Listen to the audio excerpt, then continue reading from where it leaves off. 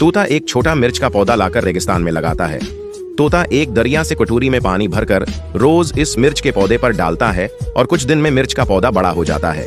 पौधे पर बहुत सारी लाल लाल मिर्चें लग जाती हैं। तोता मिर्चें तोड़कर खाता है और फिर कुछ देर हिचकियां लेता है और कुछ मिर्चें तोड़कर बाजार में बेचने के लिए ले जाता है।